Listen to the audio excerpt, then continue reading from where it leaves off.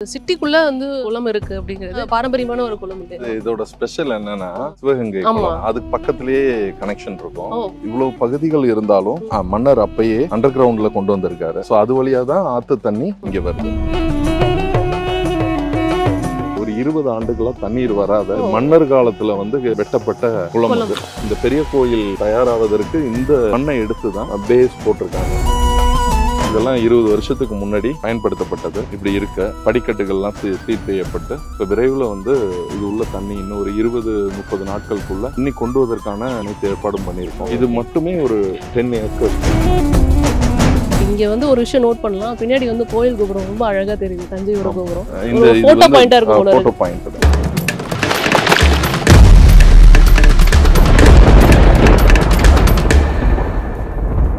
முதல் மேயரா நான் தேர்வு செய்யப்பட்டேன். ஸோ அதன் பிறகு புதிய கட்டிடங்கள்லாம் கட்டப்பட்டு மாநகராட்சிக்கு என்ன இன்ஃப்ராஸ்ட்ரக்சரோ என்னென்னலாம் தேவைகள் இருக்கும். ஒரு மாநகராட்சின்னா அந்த கட்டமைப்பு எப்படி இருக்கணும், சாலைகள் அகலமாக இருக்கணும், மழைநீர் வடிகால் இருக்கணும், யாருக்கும் எந்தவித இடையூறும் இல்லாத சிறந்த மாநகராட்சி ஆக்குவதற்கான பணிகளை எல்லாம் செய்து வருகிறோம். சிட்டி 2.0 வின் பண்ணியிருக்கிறது நம்ம தஞ்சாவூர் மாநகராட்சி. அதுக்கு 135 கோடி ரூபாய் நிதி ஒதுக்கீடு செய்திருக்கிறார். 2026 ஒரு முக்கியமான காலகட்டமா பார்க்கப்படுது. திரு விஜய் அவர்கள் தன்னோட கட்சி கொடியை அறிமுகப்படுத்தி இருக்கிறார். இளைஞரணி செயலாளர் உதயநிதி ஸ்டாலின் அண்ணன் அவர்களை இளம் தலைவரா கொடுத்திருக்கிறார். அது ஒண்ணு எங்களுக்கு மிகப்பெரிய ஆயுதம். நடிகர் விஜய் எல்லாம் வந்து ஒரு பெரிய அரசியல் மாற்றத்தை உறுதியாக செய்துவிட முடியாது.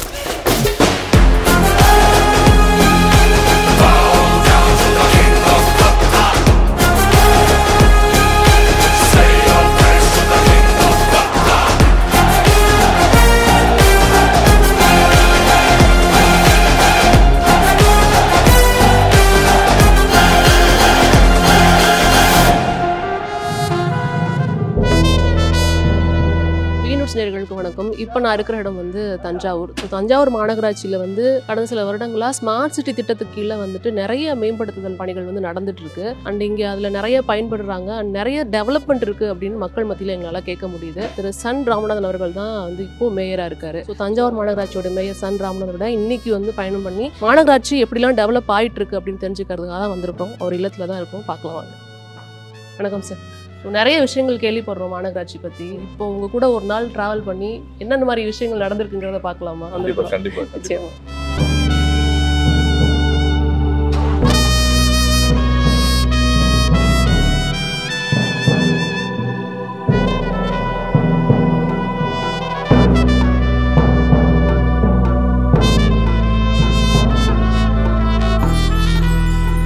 ஃபர்ஸ்ட் எடுத்தோடனே நீங்க நேரா பிள்ளையார் கோயிலுக்கு தான் போனீங்க. எப்போதுமே உங்களோட பணி அவங்க தான் தொடங்குதா? காலையில வீட்டை விட்டு வரும்போது எப்பொழுதுமே கோயில் போயிட்டு போறது வழக்கம்.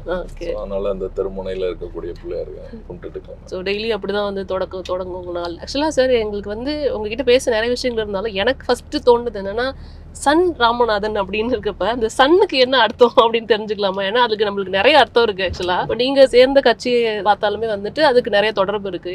அதுல ஏதாவது விஷயம் இருக்கா? காலேஜ் வந்து 93ல சரபோஜி காலேஜ்ல ஜாயின் பண்ணோம். அப்ப பண்ணும்போது நான் பிறப்பாலேயே திமுக காரன்னா கூட அப்பா அண்ணன் எல்லாருமே நம்ம இயக்கத்தை சார்ந்தவங்க. ஸோ அவங்க வீட்டுல ஒரு பிள்ளையா நான் பிறந்து வளரும் போது எனக்கு எல்லா வித இயக்கத்தோட கொள்கைகளை எனக்கு கற்றுத்தராங்க. அப்படி இருக்கும்போது நான் கல்லூரியில வந்து ஜாயின் பண்றேன்.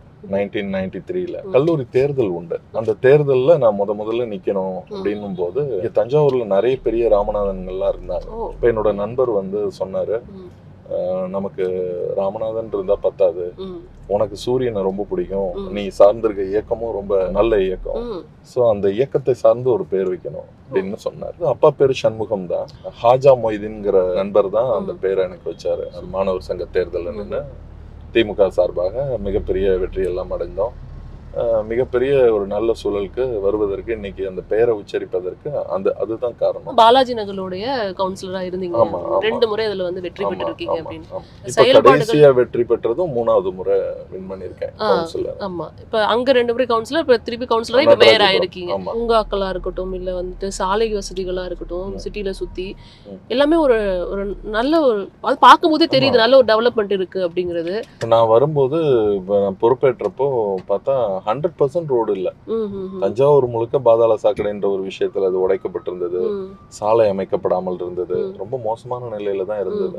இங்க மேயராக பொறுப்பேற்றதுக்கு பிறகு, நம்முடைய ஆட்சியை பொறுப்பேற்றதற்கு பிறகு, மாண்புமிகு தலைவர் தளபதி அவர்கள் முதல்வரானதுக்கு பிறகு அந்த திட்டங்கள்லாம் எதெல்லாம் விடுபட்டிருக்குன்னு கேட்டாங்க. அதுக்கான டீடைல்ஸ் எல்லாம் கொடுத்தோம். கொடுத்ததுக்கு பிறகு நமக்கு ஃபண்ட் கொடுத்தாங்க. இன்னைக்கு 90% தார் சாலைகள் தஞ்சை முழுவதுமே முடிக்கப்பட்டிருக்கிறது. இன்னும் 10% மட்டும்தான் பெண்டிங் இருக்கும். உள்ள போய் பார்க்கலாம்.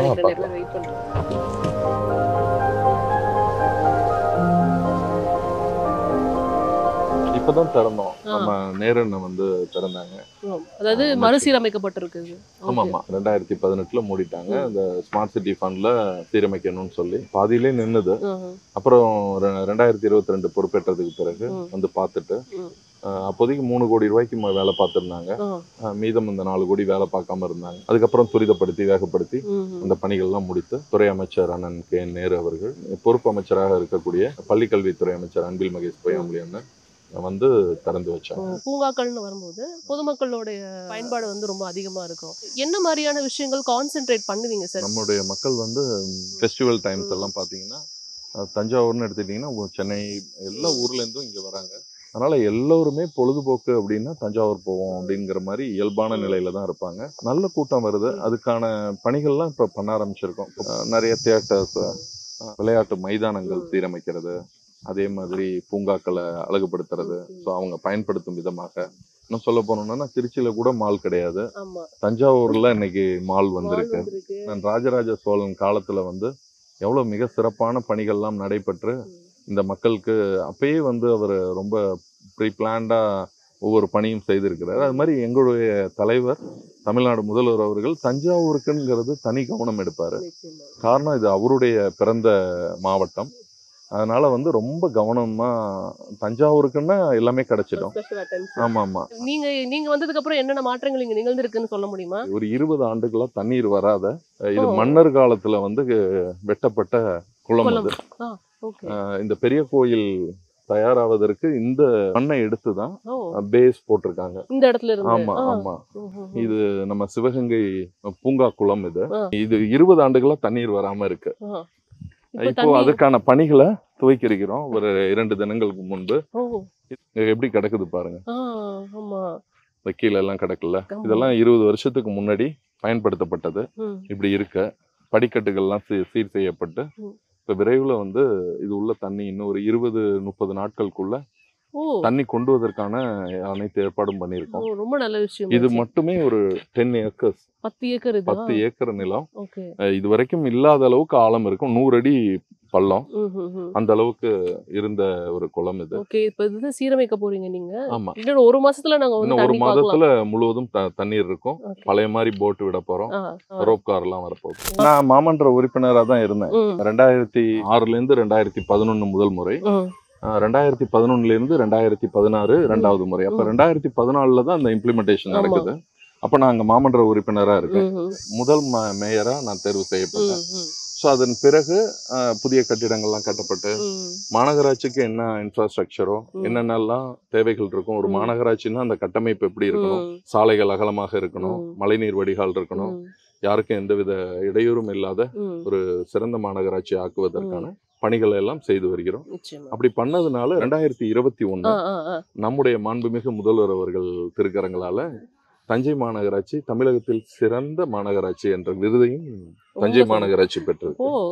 2022 ஒன்றிய அரசு அவர்கள் நடத்திய ஒரு ஆய்வின்படி நம்முடைய மாநகராட்சியில் நடக்கின்ற பணிகள் ஸ்மார்ட் சிட்டியில ஐயங்குளம்ங்கிற ஒரு பாண்ட ஸ்மார்ட் சிட்டியில 10 கோடியே 53 லட்சத்துக்கு பண்ணோம். ரொம்ப சிறப்பா அதை பண்ணதை பாராட்டி இந்திய அளவில் 3ஆம் இடம் ஸ்மார்ட் சிட்டிக்கு 3வது இடத்தை எங்களுக்கு கொடுத்தாங்க. அதை தாண்டி இப்ப 2023 சிட்டி 2.1ங்கிற திட்டம், உங்க சென்னையிலாம் சிட்டி 2.0 வந்திருக்கோம்.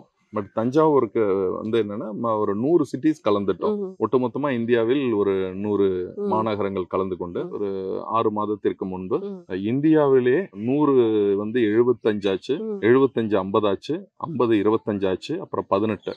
இந்த 18 ஊர்களை தேர்வு செஞ்சாங்க. அந்த 18 ஊர்ல தஞ்சாவூர் ஒண்ணு. அது மட்டும் இல்ல, தஞ்சாவூர் தான் நம்பர் 1. சிட்டி 2.0 வின் பண்ணி இருக்கிறது நம்ம தஞ்சாவூர் மாநகராட்சி. அதுக்கு 135 கோடி ரூபாய் அதுக்கான நிதி ஒதுக்கீடு செய்திருக்கிறார். இது கதை முற்றம்னு ஒரு ஏரியாவை ரெடி பண்ணியிருக்கோம். ராஜராஜ சோழனின் பரிணாம வளர்ச்சி, அப்ப சோழர் காலத்துல எப்படி எல்லாம் ஆட்சி பண்ணாங்க, எப்படி பொருளாதார வளர்ச்சி ஏற்பட்டுச்சு, இப்பயே வரி வசூல்லாம் எப்படி பண்ணியிருக்காங்க, தஞ்சையோட டெவலப்மெண்ட்ஸ் என்ன, அந்த வேர்ட்ஸ் எல்லாமே கல்களில பொறுக்கப்பட்டு அங்க வைக்க போறோம். உடனடியா பண்றதுனால இப்போதைக்கு இது பண்ணிருக்கோம். ஆனா இது கல்கள்ல பொறிக்கப்பட்டு அது பக்கத்திலேயே வைக்கப்படும். இது பாத்தீங்களா, இந்த மாதிரி இருக்கிறப்போ அப்படி கவர் பண்ணி வைக்கிறது. இது பீரங்கிக்கு பயன்படுத்தக்கூடியது.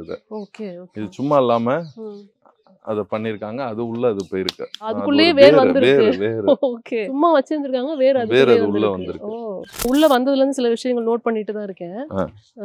முக்கியமா வந்து தாய்மார்கள் பாலூட்டும் முறை, அது வந்து எல்லா இடங்கள்லயும் பார்க்க முடியுது. அப்புறம் வந்து ரெஸ்ட் ரூம்ஸ் அங்கங்க இருக்கிறத பார்க்க முடியுது. கஃபெட்டேரியா ஓபன் பண்ணிருக்கீங்க பூங்காக்குள்ளார. சோ நிறைய விஷயங்கள் மாறுதல்கள் இருக்குன்னு நினைக்கிறேன். ஆமா, இது இதோட முடியாது. நான் 2 மாதத்துக்குள்ள மிகப்பெரிய அளவுல ஒரு என்டர்டைன்மெண்ட் வந்து இந்த பூங்கா கொடுக்கணும்னு விரும்புறோம். மாற்றுத்திறனாளிகள் கூட இங்க பூங்காக்குள்ள வந்தா அவங்க அந்த சேர்ஸோட உட்கார்ந்து ஊஞ்சல் ஆடக்கூடிய விதம், அவங்க சுத்தி சீசா லாக் பண்ணிட்டு அவங்களே சுத்தி விளையாடக்கூடிய விதம், அந்த மாதிரி பண்ணிருக்கோம். இங்க வந்து ஒரு விஷயம் நோட் பண்ணலாம், பின்னாடி வந்து கோயில் கோபுரம் ரொம்ப அழகா தெரியுது, தஞ்சையோட கோபுரம். நீங்க பாத்தீங்கன்னா இங்க ஒரு போட்டோ பாயிண்டா இருக்கும். போட்டோ பாயிண்ட் நிச்சயமா.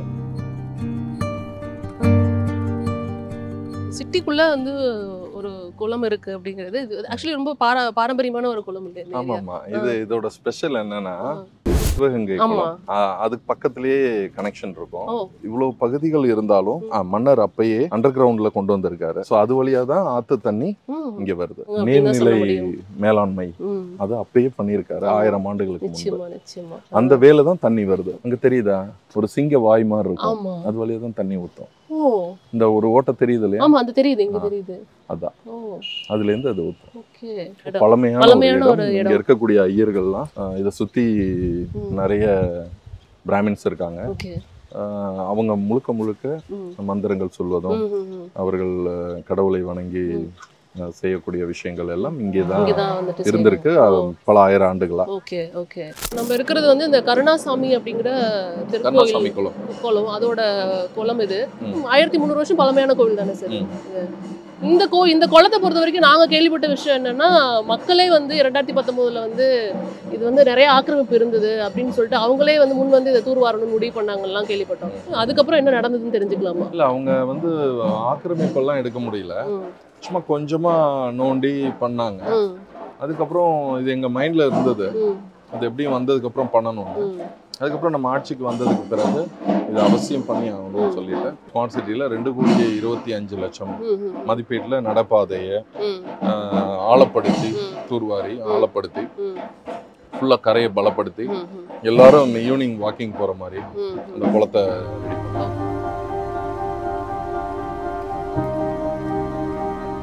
ஏரியாவோட முக்கியமான மாநகராட்சி பள்ளின்னு நினைக்கிறேன். ஆமா ஆமா ஆமா, 12th வரைக்கும் இருக்கு. முன்னாடி காம்பவுண்ட் வால் கூட இருக்காது. காம்பவுண்ட் வால் கட்டணும், கட்டிடங்கள் கட்டணும், ஸ்மார்ட் கிளாஸ் எல்லாமே இங்க ஸ்மார்ட் கிளாஸ். தஞ்சாவூர்ல இருக்கக்கூடிய 17 மாநகராட்சி பள்ளி, அது உயர்நிலையா இருந்தாலும் மேல்நிலையா இருந்தாலும் நடுநிலை பள்ளியா இருந்தாலும் எல்லா பள்ளியிலையும் ஸ்மார்ட் கிளாஸ் வந்து இம்ப்ரூவ் பண்ணிருக்கோம். நம்ம இது வரைக்கும் தமிழ்நாட்டிலே இல்லாத அளவுக்கு நம்ம தஞ்சை மாநகராட்சியில மிக சிறப்பா நம்மளுடைய மாநகராட்சி என்ன பண்ணுது, எல்லா திட்டங்களும் கொண்டு வருது. நம்மள்ட்ட 17 ஸ்கூல் இருக்கு. மாநகராட்சி பள்ளி எத்தனை ஸ்கூலு? இந்த மாநகராட்சி பள்ளியில நமக்கு ஏசி ஹால் தானே இருக்கு, எல்லா ரூம்லயுமே ஏசி பண்ணிட்டு இருக்கோம். அது மட்டும் இல்ல, ஸ்மார்ட் கிளாஸ் கொண்டு வரோம், எல்லாமே உங்களுக்கு பண்ணி கொடுத்துருக்கு. அதனால நல்லா படிங்க. இது நம்ம ஸ்மார்ட் கிளாஸ் எப்படி இருக்கும்ட்டு அவங்கெல்லாம் மீடியால இருந்து வந்தாங்க, வாங்க எங்க பிள்ளைங்கள்லாம் வந்து பாருங்க அப்படின்னு கூப்பிட்டுட்டு வந்தேன். நன்றி.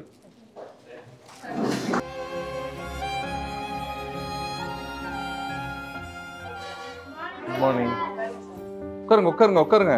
எப்படி இருக்குன்னு செக் பண்ணிடுவோம். நல்லா சமைக்கிறீங்களா? எதுவும் குறை இல்லையே?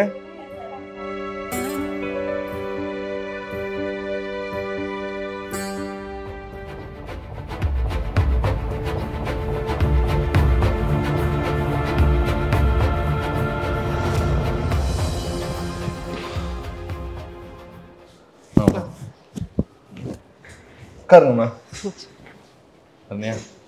தஞ்சாவூர் மாநகராட்சிக்கான எல்லா திட்டங்களும் இங்க இருந்து ஆரம்பிக்குது. ஆமா ஆமா. முதல் முறையா இங்க வரப்ப எப்படி இருந்தது உங்களுக்கு? ரொம்ப பயமா இருந்தது. இங்க வரும்போது மிகப்பெரிய பொறுப்பு. ஒரு சாமானிய சாதாரண ஒரு தொண்டனுக்கு மாண்புமிகு தலைவர் தளபதி அவர்கள் அந்த வாய்ப்பை கொடுத்தாங்க. அது மட்டும் இல்லை, ஒரு இளைஞருக்கு வாய்ப்பாக அமைய வேண்டும்ங்கிறதுனால ஒரு இளைஞரணியிலிருந்து வந்த எனக்கு அந்த வாய்ப்பை கொடுத்தாங்க. முதல் விஷயம் நீங்க பண்ணது, முதல் கையெழுத்து போட்டது ஞாபகம் இருக்கா? ஃபர்ஸ்ட் வந்த உடனே தூய்மை பணியாளர்களுக்கு டிபிசின்னு சொல்லக்கூடியவர் எல்லாம் சேர்த்து கிட்டத்தட்ட ஒரு 1000 பேருக்கு பணி நியமனம் வழங்கணும். அதை உடனே செய்யணும்னு சொல்லிட்டு ஒரு 800 பேருக்கு பணிகள் வழங்கணும் டெம்பரவரியா. இங்க தஞ்சையில் இறக்கக்கூடிய மனிதர்கள் யாராக இருந்தாலும் அவர்கள் உடல் அடக்கம் என்பது இலவசமாக நடக்கணும். ஒவ்வொருத்தரோட உடலும் ₹1 வாங்காமல் தஞ்சை மாநகராட்சியின் மூலமாக அடக்கம் செய்யப்பட வேண்டும். அது ஹிந்துவோ இஸ்லாமியரோ கிறிஸ்தவரோ அது புதைக்கப்படக்கூடிய விஷயங்களாக இருந்தாலும் இலவசமாக தான் இருக்க வேண்டும் என்று அதற்கான பணியை மேற்கொண்டு இலவசமா அவங்களுக்கு தகனம் செய்தோம். அதுதான் நான் போட்ட 2வது கையெழுத்து.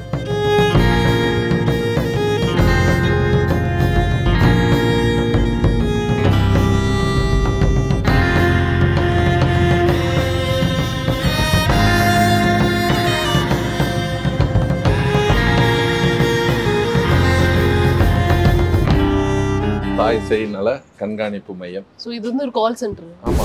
மக்களே தேடி மருத்துவத்துல இருந்து பேசுறேன். சொல்லுங்க சார். டாக்டர் வந்து செக் பண்ணிட்டாங்களா மேடம் இப்ப? வந்துட்டாங்க சார், வந்து செக் பண்ணிட்டாங்க. செக் பண்ணிட்டு நீங்க மெடிக்கலுக்கு வாங்க. Okay madam. சுகர் இது உப்பு ஜாஸ்தியா இதெல்லாம் கால் வீங்கி இருக்குமா? அதனால உங்களுக்கு வலி ஜாஸ்தியா இருக்குது. அதனால டேப்லெட் கொடுத்து இப்போதைக்கு வலி கொஞ்சம் குறையும். நாளை காலையில மெடிக்கலுக்கு வாங்க அப்படின்னு சொன்னாங்க. ஒரு நிமிஷம் மேடம், மேயர் சார் உங்கள்கிட்ட பேசுறாங்க. சொல்லுங்க சார். வணக்கம்மா. Good morning. ரொம்ப மகிழ்ச்சிங்க, ரொம்ப மகிழ்ச்சி. நல்லா இருக்கீங்களா சார்? நல்லா இருக்கேன். நன்றிங்க, வாழ்த்துக்கள். தேங்க்ஸ். நன்றிங்க சார். வணக்கம். வணக்கம் வணக்கம். வணக்கங்களா? எப்படி இருக்கு மக்களை தேடி மருத்துவம்? செஞ்சு கொடுத்தாங்க. சரிங்க சரிங்க. வாங்க வீட்டுக்கு வாங்க, அவசியம் வாங்க. நன்றி, வாழ்த்துக்கள். இதை சரியா பயன்படுத்திங்க. ஸ்மார்ட் சிட்டியோட control centre, command and control centre. ஒன்றும் இல்லை, ஆக்சுவலி எங்களோட வெப்சைட் இது. இதில் டே டு டே வந்து எங்களுக்கு வரக்கூடிய அங்கேருந்து கொள்ளிடத்துலேருந்து வர தண்ணியோட அளவு வரைக்கும் எவ்வளோ வருது அப்படிங்கிறத தெரியும். அந்தந்த பாயிண்ட் இருக்கு பாருங்க. ஸோ எவ்வளோ எந்த அளவுக்கு தண்ணி ஏறுது, ஸோ அந்த மாதிரி மானிட்டர் பண்ணலாம். ஓல்ட் பஸ் ஸ்டாண்டில் என்ன நடந்துட்டு இருக்குன்னு பார்க்குறோம். இந்த கீழே வந்து கேமரா, ஒட்டு மொத்தமாக தஞ்சாவூரில் இருக்கக்கூடிய அனைத்து கேமராவும். அதாவது ஒரு 10 இயர்ஸ்ல இது வந்து எல்லா சேஞ்சஸும் நடந்திருக்குன்னு சொல்லலாம். அது 2014 வந்து நகராட்சியிலேருந்து மாநகராட்சியா மாறுச்சு. பட் அந்த 10 இயர்ஸ்ல வந்து அசுர வளர்ச்சி. அதுவும் 10 இயர்ஸ்க்குள்ள கூட இல்லை, 3 இயர்ஸ் தான் சொல்லலாம். 21லேருந்து சொல்லலாம், 2021லேருந்து ஒரு இவ்வளோ ஒரு அசுர வளர்ச்சின்னு தான் சொல்ல முடியும். அடுத்த இடத்துக்கு போகலாம்னு நினைக்கிறேன். ரொம்ப நன்றி சார். நன்றி. இதுதான் வந்து நம்பர் 1 இல்லை சார்? ஆமாமா, பிரைமரி ஹெல்த் சென்டர் தமிழ்நாட்டிலே நம்பர் 1 ஆரம்ப சுகாதார நிலையம். Okay okay. இதுக்கு தான் வந்துட்டு 1000 பேர் வந்து சீர்வரிசை எல்லாம் கொடுத்தாங்க. ஆமா. ஓகே. அதான் சார், ஒரு ஊரோடைய ஹார்ட் என்ன அப்படின்னா அந்த ஆரம்ப சுகாதார நிலையம் தான். ஒன்றும் பிளானிங் தான் இந்த மாதிரி இருக்கும். இதுல அக்கறைன்னு ஒண்ணு ஆரம்பிச்சோம். இங்க செக் பண்ண வராங்கல்ல, அவங்களுக்கு அக்கறைன்ற பேர்ல அதிக கவனம் தேவைப்படும். அதை நம்ம ஃபுல்லாவே கேஷெட் போட்டு ஒவ்வொருத்தருக்கும் ஃப்ரீ செக்அப் இந்த மாதிரி. இது எல்லா டேட்டாஸுமே வந்து நீங்க வச்சிருக்கீங்க? ஆமா, தாய்மை நூலகம். இங்க வந்துட்டு லைப்ரரி இருக்கு. இங்க அவங்க படுத்திருப்பாங்க. ஓகே. புத்தகம் படிப்பாங்க. Okay okay. டிவி வேற வச்சிருக்கீங்க. டிவி இருக்கு. டேக் கேர் பண்றது தான் ரொம்ப முக்கியம். அதனால தான் ஸ்டேட்ல நம்பர் 1ஆவே இது இருந்துட்டே இருக்கு. நிச்சயமா நிச்சயமா. அவங்களோட அன்பு, அவங்க வீட்டுல வர்றவங்க மாதிரி ரிசீவ் பண்ணி பண்றது, அதனால இது நம்பர் 1ஆவே இருக்கு. மணி ஆக்சுவலா வந்து ஒரு 4 மணி இருக்கும்னு நினைக்கிறேன். ஆமா. உங்களோட ரெகுலர் டைமே தானா? ஆமா, காலைல ஆரம்பிக்கிறது 7 மணிக்கு ஆரம்பிக்கிறது, தொடர்ந்து இந்த ப்ரோக்ராம் போகுது இல்லையா. முடிச்சுட்டு வரதுக்கு 3:30, 4. ஓகே ஆயிடும், டெய்லி ஆயிடும். டெய்லி இந்த ரொட்டீன் தான். பொதுவாக இந்த மாதிரி பதவியில் இருக்கும்போது நம்ம ஓகே அதெல்லாம் பார்க்குறோம், ஹெல்த் கான்ஷியஸாகவும் நம்ம இருக்கணும்னு நினைப்போம். அப்படி நீங்கள் உங்களுக்கு மெயின்டைன் பண்ணுற விஷயங்கள் என்னென்ன தெரிஞ்சுக்கலாங்களா? காலையில் வாக்கிங் போயிடுவேன். அதே மாதிரி நம்ம ஜிம்மை வீட்டில் வச்சுருக்கேன், அதனால் ட்ரெட்மில்ல அந்த மாதிரி விஷயங்கள் பண்ணிவிடுவேன். நான் இதெல்லாம் பண்ணியிருக்கேன் அப்படின்னு வந்து தெரிய வைக்கிறதுக்கு நிறைய முயற்சிகள் நடக்கும். அது எதுவுமே இங்கே நடக்கிற மாதிரி எனக்கு தெரியல. சத்தமே இல்லாமல் அமைதியாக எல்லா விஷயத்தையும் செஞ்சுட்டு இருக்கீங்க அப்படிங்கிற மாதிரி தான் எனக்கு தோணுது. தலைமை எல்லாத்தையும் கவனிச்சிட்டு இருக்காங்க, பழைய மாதிரி கிடையாது. இப்போ நிறைய பென் டீம் இருக்கு, ஐபேக் டீம் இருக்கு, எல்லாத்தையும் மானிட்டர் பண்ணுறாங்க. அதனால் தலைவருக்கு இன்னைக்கு என்ன இங்கே நடக்குதோ உடனே அப்டேட் ஆகிடும். அதனால் பழைய மாதிரி கிடையாது. இங்கேருந்து போய் நான் இது பண்ணேன், இந்த விஷயங்கள் பண்ணியிருக்கோம், தஞ்சாவூரில் குளங்கள் வெட்டியிருக்கோம், நீர் நிரப்பியிருக்கோம், 90% சாலை அமைச்சிருக்கோம் அப்படிலாம் சொல்ல வேண்டாம்.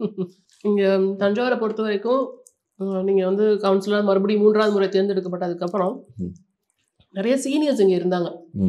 ஹெவி காம்படிஷன் இருந்தது. நிறைய பேரோட பேர் வந்துட்டு மேயருக்கு வந்துட்டு அடிபட்டது. இளைஞர் தான் வரணும் அப்படிங்கிறதுல வந்துட்டு திரு உதயநிதி அவர்கள் வந்து ரொம்ப ஸ்ட்ராங்காக இருந்தாருங்கிறது வந்து எல்லாத்துக்குமே தெரிஞ்ச ஒரு விஷயமா இருந்தது. அந்த தேர்வில் நீங்கள் எப்படி வந்தீங்கன்னு தெரிஞ்சுக்கலாமா? முத்தமிழறிஞர் கலைஞர் அவர்கள் வந்து சீனியராக பார்த்து தனக்கு தகுந்தாற் போல கட்சிக்கு உழைத்தவர்களை வச்சிருப்பாங்க. தளபதி அவர்கள் இளைஞரணி செயலாளராக இருக்கும்போது தலைவர்கிட்ட ஃபைட் பண்ணி கலைஞர்கிட்ட 50% இளைஞரணியில் இருக்கக்கூடியவங்களுக்கு வாய்ப்பை பெற்று கொடுத்தாங்க. அது எம்எல்ஏவாக இருக்கட்டும், எம்பியாக இருக்கட்டும், உள்ளாட்சி பதவிகளாக இருக்கட்டும் வாங்கி கொடுத்தாங்க. ஆனால் இன்னைக்கு இளம் தலைவர் அண்ணன் உதயநிதி ஸ்டாலின் அவர்கள் வந்ததுக்கு பிறகு இளைஞரணி செயலாளராக தலைவர்கிட்ட ஃபைட் பண்ணி தளபதி அவர்களிடத்துல, முதல்வர் அவர்களிடத்துல 70% அவளுக்கு இளைஞர்களை உள்ள கொண்டு வர்றாரு. அது காரணம் என்னன்னா, ரொம்ப வேகமா ஒர்க் பண்ணணும்னு நினைக்கிறார்.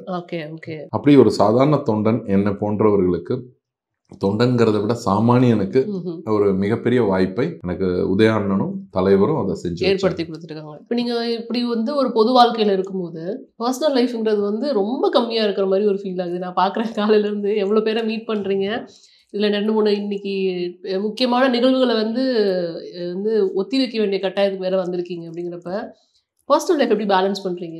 அரசியல் இருக்க எல்லாருக்கும் அது ஒரு கேள்விக்குறிதான். மக்கள் தானே, ஊரார் வீட்டு பிள்ளைய ஊட்டி வளர்த்தா தான் புள்ள தானா வளரும்னு. அதனால மக்களை நல்லா பார்த்துட்டா எல்லாரும் நம்ம குடும்பத்தை நல்லா பார்த்துப்பாங்க. மிஸ் பண்ணலீங்களா நீங்க? உங்க வீட்டில் உங்களை மிஸ் பண்ணுவாங்களே கண்டிப்பா? எல்லாம் அப்படி சொல்லுவாங்க, பட் வேற வழி இல்லைல்ல. அந்த டைம்ல நம்ம எல்லாரும் அட்ஜஸ்ட் பண்ணிக்கிறாங்க. ஒய்ஃபா இருக்கட்டும், குழந்தையா இருக்கட்டும், எல்லாரும் கொஞ்சம் அட்ஜஸ்ட் பண்ணிக்கிறாங்க. நைட் டைம் எப்படியும் பார்த்துருவோம். நைட் இங்கே வர்றது லேட் ஆகும், வரப்போ எல்லாரும் இருப்பாங்க, பார்த்துறது ஹாய் ஹாய் ஹாய் அவ்வளோதான் சொல்லிட்டு படுத்துருவோம். அப்போ அவங்க காலைல எழுந்திரிச்சு காலேஜ் போயிடுவாங்க, நான் காலைல எழுந்திரிச்சு ஒர்க்குக்கு போயிடுவேன். அப்படிதான் போயிட்டு இருக்கு. வந்து நீங்கள் கொஞ்சம் நிம்மதியாக சாப்பிடுங்க. சாப்பிட்றப்ப இன்னைக்கு உங்களை நாங்கள் விடலை. ஸோ அடுத்து நிறைய விஷயங்கள் பேச வேண்டியது இருக்குது. சாப்பிட்டு முடிச்சுட்டு நம்ம பேசலாம். கண்டிப்பாக கண்டிப்பாக. 2026 எப்படி இருக்கும்னு நீங்கள் நினைக்கிறீங்க? 2026 ஒரு முக்கியமான காலகட்டமாக பார்க்கப்படுது. நம்ம இப்போ பேசிகிட்டு இருக்க நேரத்தில் வந்து திரு விஜய் அவர்கள் தன்னோட கட்சி கொடியை வேறு அறிமுகப்படுத்தி இருக்கிறாரு. இப்போ வந்து நிறைய பன்முலை போட்டி நிலவ வாய்ப்பு இருக்குது. இங்கே எப்படி இருக்கும் தஞ்சாவூரை பொறுத்த வரைக்கும் நீங்கள் நினைக்கிறீங்க? எங்களை பொறுத்த வரைக்கும் 2 விஷயம். இளைஞரணி செயலாளர் உதயநிதி ஸ்டாலின் அண்ணன் அவர்களை வந்து எங்கள் தலைவர் எங்களுக்கு இளம் தலைவராக கொடுத்திருக்கிறார். அது ஒண்ணு எங்களுக்கு மிகப்பெரிய ஆயுதம். இளமையான ஒருத்தர், துடிதுடிப்பான ஒருத்தர், நேர்மையான ஒருத்தர், புதிய இளைஞர்களை உருவாக்கி வைத்திருக்கிறார். 2 கோடி தொண்டர்கள் கொண்ட இயக்கம் திமுக.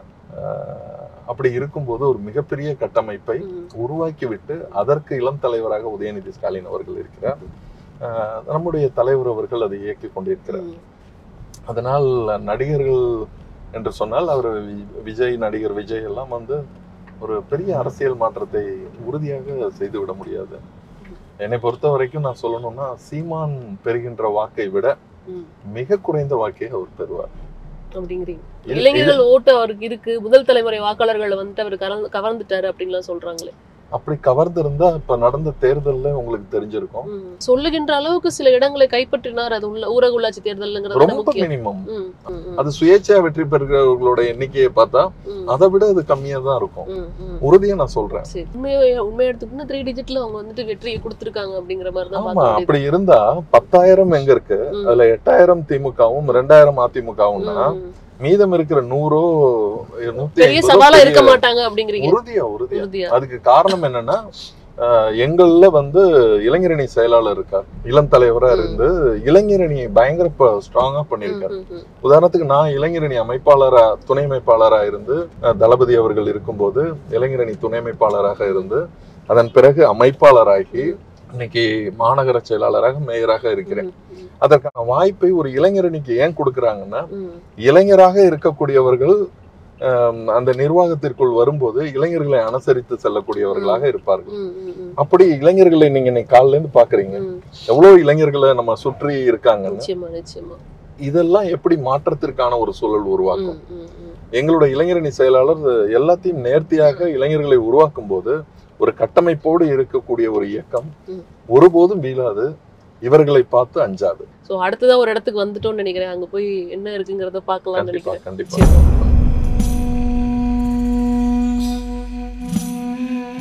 நான் ஏதோ அவர் வந்து அடுத்ததான் லைப்ரரி எல்லாம் போலான்னு சார் சொல்லிட்டு இருந்தாரு. நான் கார் வந்து நின்னோட சரி அங்கதான் வந்துட்டோம்னு நினைச்சிட்டு நான் இறங்கி பார்த்ததான் தெரியுது இது வந்து எரிவாயு தகன மேடை. அதாவது வந்துட்டு நம்ம வந்து ஒரு சுடுகாடுக்கு தான் வந்திருக்கிறோம். இப்ப இங்க வந்துட்டு மின்மயானமா சார்? மின்மயானம் இல்ல, கேஸ்ல வந்துட்டு பண்ற எரிவாயு தகன மேடை. ரொம்ப நாள் ஆசை என்னன்னா, இந்த இடத்துல ஒரு கோயில் கட்டி கொடுக்கணும். இதுதான் நம்மளோட இறுதி காலத்துல வரக்கூடிய ஒரு பயணத்தோட உச்சமா இருக்கும் அப்படின்னு நான் நினைச்சேன். சோ அதனால இந்த கோயில் மட்டும் நான் கட்டி கொடுத்தேன். இது ஒரு ஆபீஸ். அந்த அஸ்தி எல்லாம் கொண்டு வந்து இங்க வச்சிருப்பாங்க, அவங்க இங்க இருந்து வாங்கிப்பாங்க. மின்மயானம் போயிருக்கோம், நார்மலான ஒரு சுடுகாடுக்கு அங்கெல்லாம் போயிருக்கிறோம். எங்களுக்கு வந்து இப்படி ஒரு அப்பியரன்ஸ் நாங்க எங்கேயுமே ஃபர்ஸ்ட் பார்த்தது இல்ல. சுடுகாட்டில் இருக்கிற ஒரு உணர்வே ஏற்படக்கூடாது. இல்ல அந்த மாதிரி எதுவுமே இல்ல. வெறும் 3000 ரூபாய்க்கு இது வந்து நடக்குது இறுதி சடங்குங்கிறது பெரிய விஷயம் தான். சீரியஸ்லி 1.5 வருஷம் இலவசமாவும் பண்ணிட்டோம். ஓகே. நாங்களும் என்ன பண்ணிருக்கோம்னா, இதை முழுமையா பண்றத ஈஷா யோகாவையும் வர வச்சு அவங்களோட டயப் பண்ணிருக்கோம். அவங்களோட டயப் பண்ணிருக்கோம். முழுவதும் கட்டிடம் எல்லாமே நம்ம பண்ணாலும் பட் அவங்களையும் நம்ம இணைச்சு அதை பராமரிக்கணும் அப்படின்னு சொல்லி இப்ப அவங்கள வச்சு பண்றோம். இப்படி எப்பொழுதும் கிளீனிங் இப்படி இருக்கும். உடல் வந்தாலும் இப்படிதான் இருக்கும், கிளீனா இருக்கும். இல்லாவிட்டாலும் இப்படி இருக்கும். இங்க உடல் வரும்போது ஒரு பாடல், அதாவது கீழே வந்து பைரவர்கிட்ட வச்சு சாமியெல்லாம் கும்பிட்டுட்டு அப்புறம் மேலே கொண்டு வருவாங்க. அந்த சைடில் நம்ம ரேம்ல ஏறி வந்தாலே அதில் கொண்டு வந்துடுவாங்க. செஷரில் கொண்டு வந்துட்டு இப்போ வரும்போது ஒரு பாடல் ஒலிக்கும். அதுக்கப்புறம் ஒரு அதிகபட்சம் 1/2 மணி நேரத்தில் உங்களுக்கு பாட்டில் கொடுத்துருவாங்க. முழுவதும் வந்துட்டு கேஸ்னால ஏங்குற கேஸ் இதில் வச்சுடுவோம். இதில் ஃப்ளோ பண்ணி போட்டு காட்டலாமா?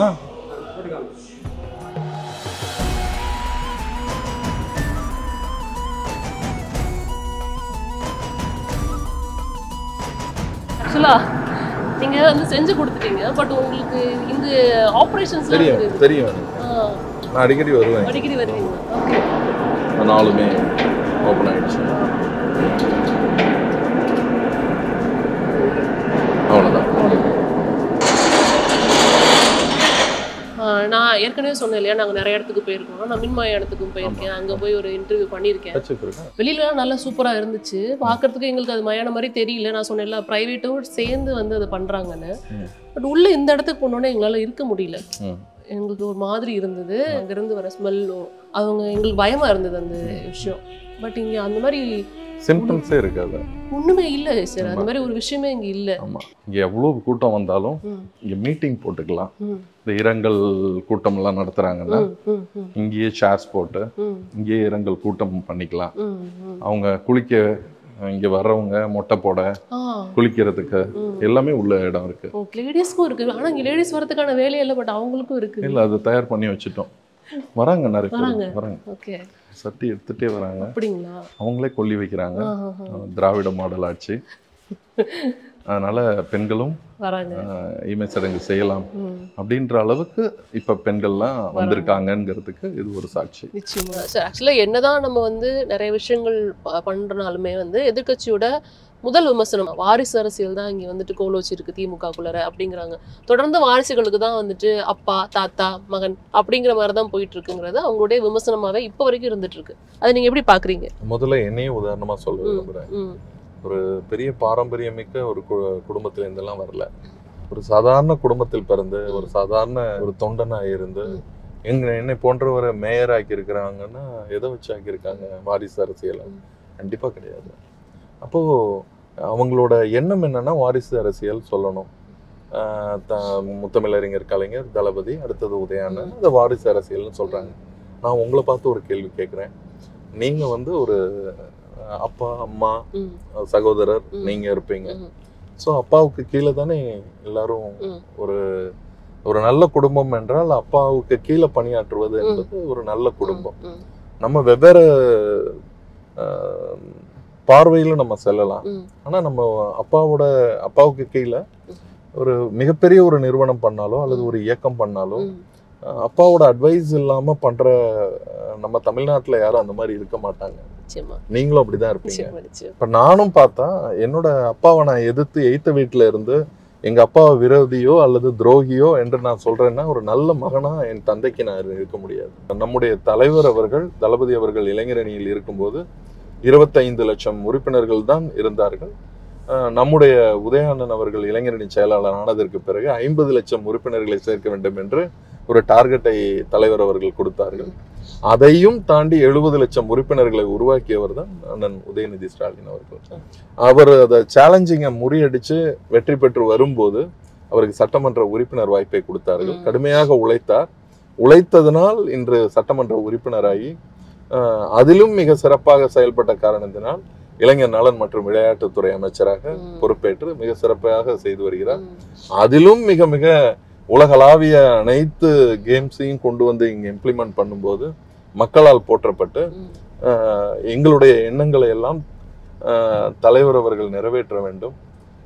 இளம் தலைவர் அவர்களை விரைவில் துணை முதல்வராக அறிவித்து முத்தமிழறிஞர் கலைஞருக்கு எப்படி தலைவர் தளபதி அவர்கள் உறுதுணையாக இருந்து இயக்கத்தையும் ஆட்சியையும் மிக சிறப்பாக எடுத்து சென்றாரோ அதே போல தலைவர் தளபதிக்கு உறுதுணையாக துணை முதல்வராக இருந்து அரசியல் ஆட்சி பொறுப்பையும் கட்சியையும் மிக சிறப்பாக நடத்துவதற்கு தலைவர் அவர்களுக்கு இதை வேண்டுகோளாகவே மாவட்ட இளைஞரணி அமைப்பாளராக முன்பு இருந்திருக்கிறேன். இன்று மாநகர செயலாளராக இருந்து எங்களோட ஒட்டுமொத்த தமிழகத்தின் கழக தொண்டனின் உணர்வை பிரதிபலிக்கும் விதமாக கோரிக்கையாக நாங்கள் வைக்க கோரிக்கைகள் வலுத்திருக்கிறது, இன்னும் கனியவில்லை அப்படிங்கிற ஒரு விஷயத்தை அவர் சொல்லியிருக்கிறாரு. தொடர்ந்து பார்க்கலாம். 3 வருஷமா தொடர்ந்து பேசு பொருளா தான் இருந்துட்டு இருக்கு. ஸ்டாலின் அவர்கள் வந்து கோரிக்கைகள் வளர்த்து கொண்டுதான் இருக்கிறது, கனியவில்லை அப்படின்னு சொல்லியிருக்கிறாரு. எப்ப கனியும் என்று பார்க்கலாம் பொறுத்து. கண்டிப்பாக கனியும், எந்த மாற்றமும் நிச்சயமா நிச்சயமா.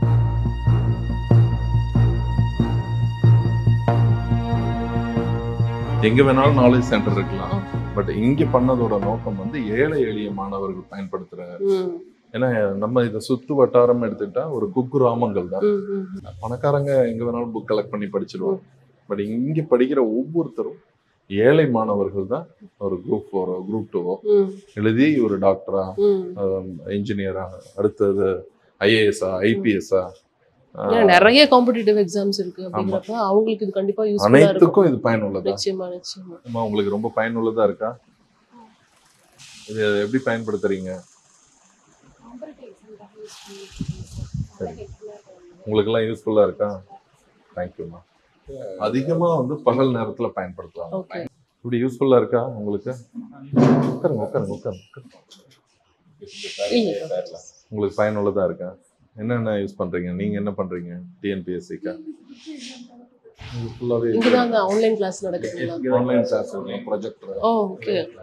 சோ யூபிஎஸ்சி ஆன்லைன் கிளாஸ் இங்க லைவாவே நடக்குது. இந்த லைப்ரரி வர்றதுக்கு முன்னாடி எங்களுக்கு ரொம்ப பெரிய பிரச்சனையாக இருந்துச்சு, எங்கே படிக்கிறது அப்படின்னு சொல்லிட்டு. ஏன்னா எக்ஸிஸ்டிங் லைப்ரரியில் கரெக்டான ஃபெசிலிட்டிஸ் எதுவுமே கிடையாது. அங்கே வந்து புக்ஸ் ஃபெசிலிட்டி கூட அவ்வளோவா கிடையாது. ஆன்லைனில் இருக்க கிளாஸஸ்லாம் ஆக்சஸ் பண்ணுற மாதிரி எந்த ஒரு ஃபெசிலிட்டியுமே கிடையாது. ஸோ இது வந்ததுக்கப்புறம் எங்களுக்கு எல்லாமே வந்து ரீச்சபிளாக இருக்குது. டைம் ரொம்ப சேவ் ஆகுது. ஏன்னா எல்லாமே ரீச்சபிளாக இருக்குது. பஸ் ஸ்டாண்ட்லேருந்து எல்லாமே ரீச்சபிளாக இருக்குது. ஸோ வெளியூர் பசங்களுக்கும் ரொம்ப ஈஸியாக ஆக்சஸ் பண்ணுற மாதிரி. ஸோ யூபிஎஸ்சி கிளாஸ் இங்கே வந்துட்டு நடக்குதுன்றாங்களா? வீக்கெண்ட்ஸில் நடக்குது. வீக்கெண்ட்ஸில் நீங்கள் என்ன ப்ரிப்பேர் பண்ணிட்டு இருக்கீங்க தெரிஞ்சுக்கலாம்? இப்போ கரண்ட்டாக டிஎன்பிஎஸ்சி குரூப் 2 ப்ரிப்பேர் பண்ணிட்டு. ஓகே, உங்களுக்கு இங்கே இருக்கிற புக்ஸ் எல்லாம் வந்துட்டு ஓகே எல்லாமே கம்ஃபர்டபுளாக இருக்கு. Thank you so much.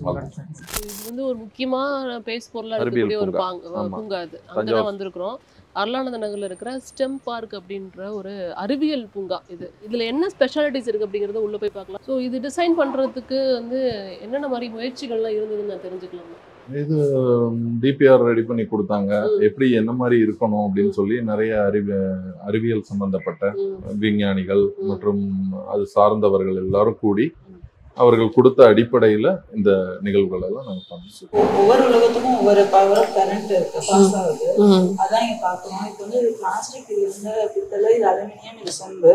இதுல பாத்தீங்கன்னா இது வந்து ஃபர்ஸ்ட் விழுந்தாலும் இது வந்து லாஸ்டா தான் விழுவாங்க. கரண்ட் வந்து கொடுப்பாங்க. எவ்வளவு ஒவ்வொரு உலகத்துக்கும் எப்படி கரண்ட் உள்ள இருக்கிறது மேக்னெட். பாத்தீங்கன்னா எப்படி அது இதாகும். ஸோ ஒவ்வொரு உலோகத்துலேயும் வந்து இந்த மின்சாரம் எவ்வளோ தூரம் வந்துட்டு வேகமாக பாயுது அப்படிங்கிறத வந்து இந்த லென்ஸ்ல மூலமா நம்ம வந்து கண்டுபிடிச்சோம். ஓகே, போயிட்டே இருக்கும். ஓகே ஓகே, உள்ள வந்து அவங்களே வந்து நிறைய எக்ஸ்ப்ளோர் பண்றாங்க. ஓகே, இங்க வந்து நிறைய இருக்கு. Correct correct. ஸோ அப்போ வந்து உள்ள இருக்கிறது மட்டும் தான். ஓகே ஃபைனுங்க. நம்ம நார்மலா வந்துட்டு ஒரு பார்க் போறதுக்கும் இங்க வரதுக்கும் நிறைய வித்தியாசம் இருக்கு. எல்லாமே அறிவியல் தான். சயின்ஸ், டெக்னாலஜி, இன்ஜினியரிங், மேத்தமெட்டிக்ஸ், அதான் ஸ்டெம். ஓகே அதுல வந்து எல்லாத்தையும் வந்து இந்த பார்க்ல வந்து எக்ஸ்ப்ளோர் பண்ணி பார்க்கலாம். ஓகே, எத்தனை வெரைட்டி ஏதோ சொன்னீங்களே? 120 கிட்ட இருக்காங்க. 126. ஓகே. ஹலோ, நல்லா கேக்குது இல்ல? ஹலோ, எப்படி இருக்கீங்க? நல்லா இருக்கு. இது வந்து ரெகுலரான பார்க் போறதை விட இங்க வந்தா கொஞ்சம் இன்ட்ரெஸ்டிங்கா இருக்கும் குழந்தைங்களுக்கும். அண்ட் இதுக்கு பின்னாடி இருக்க சயின்ஸையும் அவங்க வந்து கத்துக்குவாங்கல்ல. அது கிராவிடேஷன் இருக்குல்ல, மூக்குல தானே அந்த இங்க பாத்தீங்கன்னா தெரியும், அங்க வந்து ஒரு பேர்டு வந்து இருக்கிற மாதிரி அமைச்சிருக்காங்க. அது ஜஸ்ட் அந்த மூக்குல மட்டும்தான். கிராவிட்டி. அதோட வெயிட் பாத்தீங்கன்னா 20 kg இருக்கும். 20 கிலோ அது. ஓகே. ஆனா அதோட சென்டர் ஆஃப் கிராவிட்டினால அது அப்படி இருக்கு. ஓகே. அந்த ஒளி சமிக்ஞைகள் கண்ணாடி இழை வடங்களின் வழி நீண்ட தொலைவுகளுக்கு வழிநடத்தப்படுகின்றன. ESO's very large telescope has the best view of the night sky anywhere on Earth. The telescopes encased in these gigantic domes are the most powerful and advanced ever built. They can see objects 4 billion times fainter than we can with the naked eye, and to billions of other stars and solar systems. உள்ள planetarium வந்து எப்படி இருக்கும் அப்படின்னு நினைச்சு தான் வந்தோம் நாங்க. ரொம்ப ப்ரொஃபஷனலா ஒரே நேரத்துல ஒரு 50 பேர் உட்காந்து பாக்குற மாதிரி ஒரு நல்ல எக்யூப்டான ஒரு பிளானட்டோரியமா தான் இருக்கு. இங்க சூப்பரா இருக்கு சார். இதெல்லாம் நாங்க எதிர்பார்க்கல நிஜமா. ஆக்சுவலி நம்ம வந்து வேற ஒரு பிளானட்ல இருக்கிற ஒரு உணர்வு. கண்டிப்பா இந்த ஐடியா வந்து உருவாகி அது வந்து ப்ராசஸ் பண்ணோம்னா நிறைய டைம் எடுத்துப்பாங்க. ஒரு அரசாங்கமா இருக்கட்டும், அதுக்கு கீழே ஒரு மாநகராட்சி வந்து அதை வந்துட்டு அப்ரூவல் பண்ணி அது வரத்துக்குள்ள ஆட்சியே நடந்து முடிஞ்சிடும்.